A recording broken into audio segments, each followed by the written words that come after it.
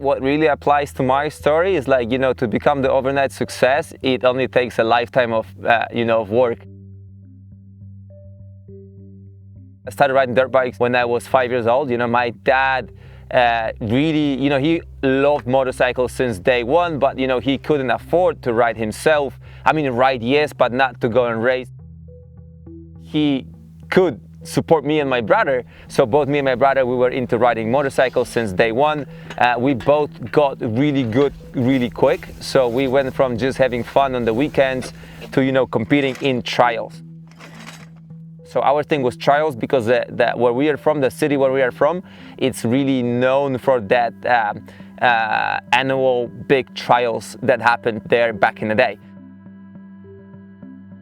So, it was me and my brother got really badly hurt. Like, he broke his elbow when he was 15 years old. He's 5 years older, so, I was still super young, and, it took him a couple years, before, like, several surgeries and stuff. So his time was kind of like, he was running out of time, so we focused on me. And, that's my story got pretty serious, when it comes to riding, since I was 10, 11 years old.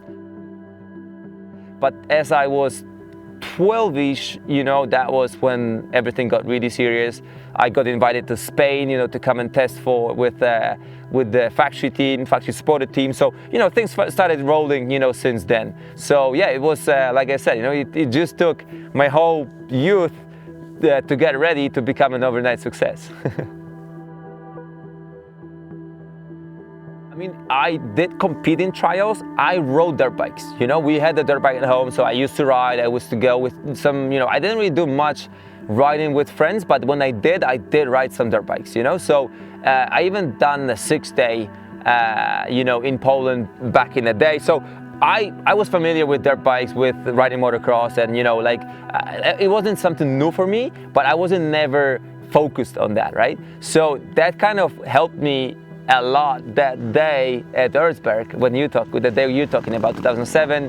I had issues with my team. I was always under contract since I was 12 years old, or 13 maybe, and that was basically the first time in my life, as long as I could remember, not having a contract with the factory support ride, because things didn't work out at the end of the year with my previous team, and then I ended up on the private team, which wasn't really ready for the rider, to compete at the level I wanted. So we kind of parted ways halfway through that season, and that was the point that I had no commitment to no brand, which never happened before, in at least like 5-6 years before that point.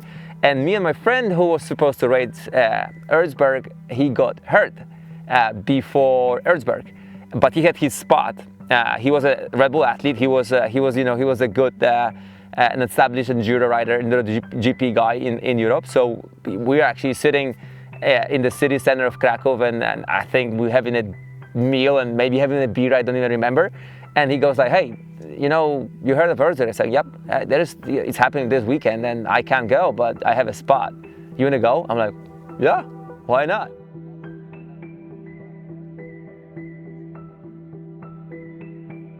So we were just, two friends having fun, and we went to Erzberg. I never walked the prologue track. I never seen anything on the track for Sundays for the main race.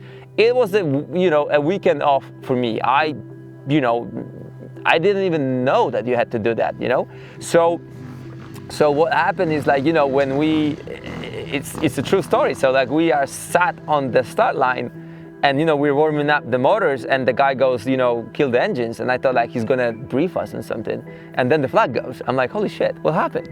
Because I didn't know it was that engine start, So that was how unprepared I was coming in.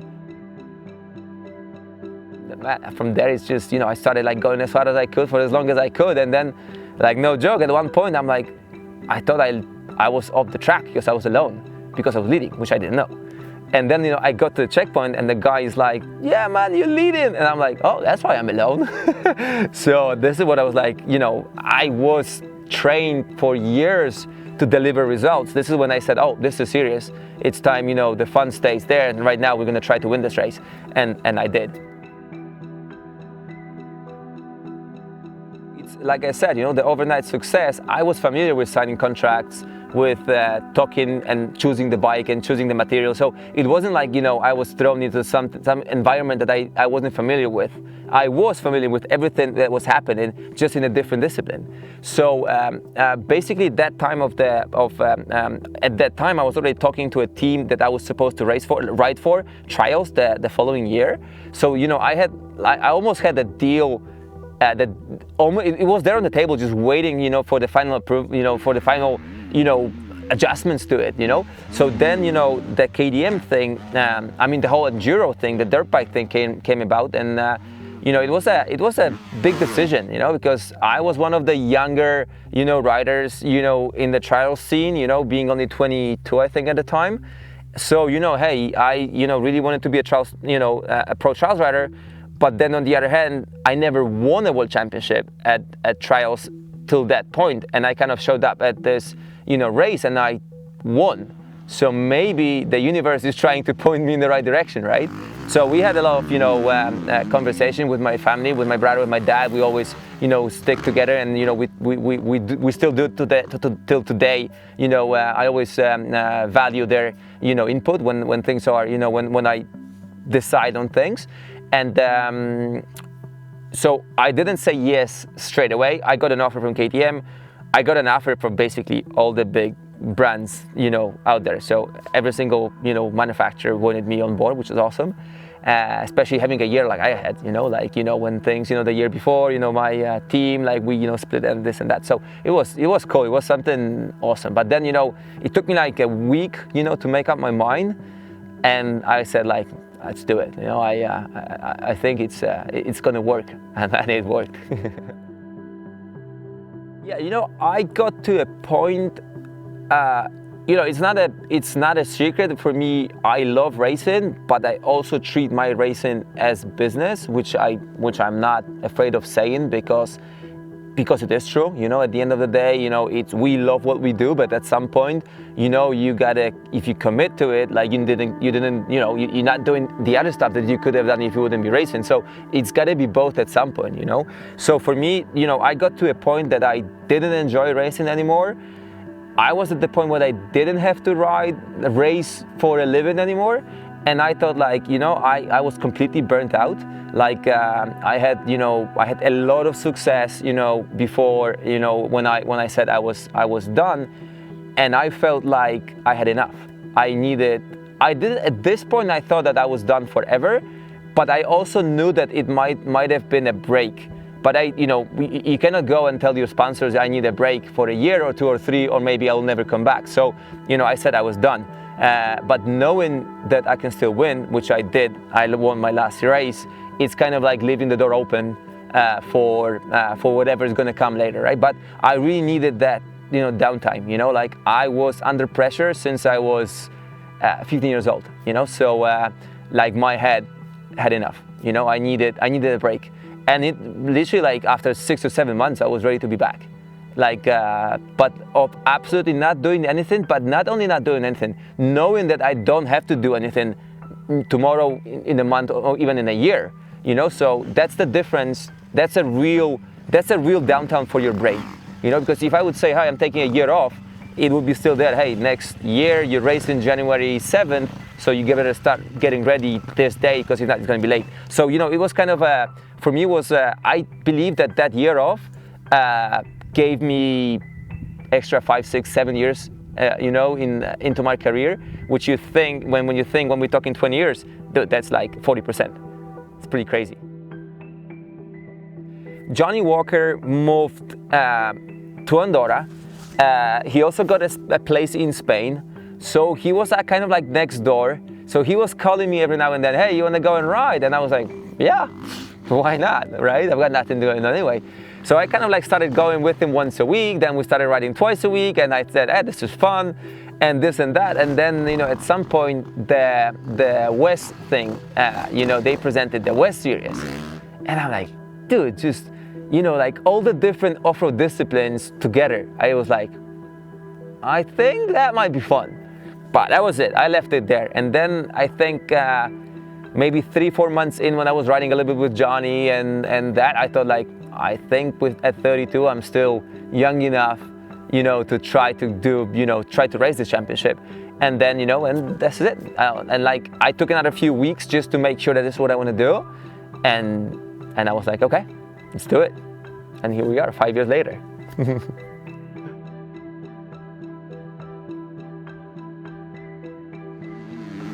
Like the whole new perspective on everything, winning is not everything.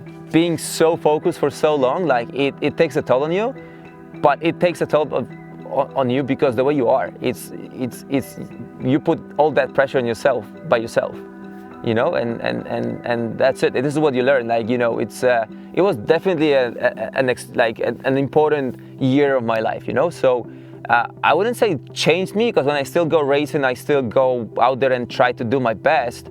It kind of changed the approach. Like I started like looking for a way, I wouldn't say to have more fun, but sometimes to not be as hard on myself as I did in the past, maybe. I don't know. It's actually hard like to tell. It's just, something still super competitive, still want to go out there and win. But definitely, I kind of, I don't know, I changed a little bit. I cannot even describe it. It's like, because if I would say I was more fun, orientated when it comes to racing, it's not true, because I'm still super intense on race day. I think the perspective, you just see things from a different angle, for sure.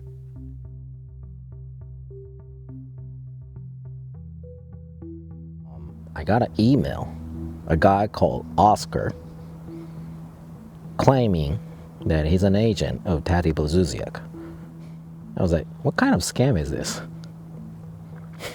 Like, seriously, I literally almost put it in the trash box. Like, this can't be true. Like, an athlete who has an agent is contacting me. Like, no, false. Straightforward. Taddy Blazusiak is very interested riding for RC. Straight up, that's what I was told. Like, and I asked Oscar, "Are you sure you're calling IRC? You need to double check. We are IRC Tiger." Yeah, we're 100% sure I'm calling the right guy right now. Okay, so this is real. Yes, we're not joking. Met him at the Neurocross, and I couldn't go to Taddy because I wasn't sure I should talk directly to the athlete, because I've been approached by the agent. So I didn't talk with him first round. Taddy told me afterwards, like, why didn't you come to me at the first round? So, yeah, I told him I didn't have the balls to go to you. But yeah, and we finally sit down and talked. Actually, it was Denver, and I didn't have a plan going Denver, but I was told through Oscar that Taddy really wants to talk with me, and so I booked a flight. I remember I booked a flight on Wednesday, flew out. First flight was 6 o'clock in the morning to Denver. Went in, talked to Taddy, came back home 11 o'clock.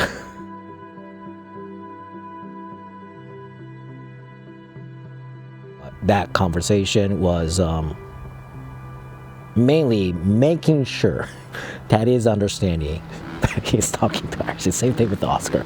But I shared the history of RC, where we are, what we are aiming for, what we are capable, what we are not capable of doing, especially not capable of doing.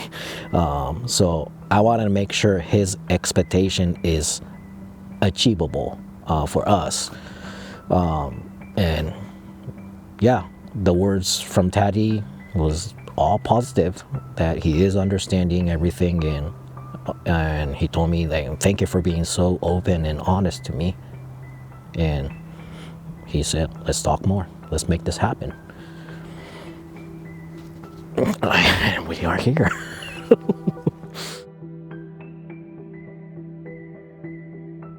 There were few things, few factors I would say. So first of all, for me, I knew that you have a better product than people think you have.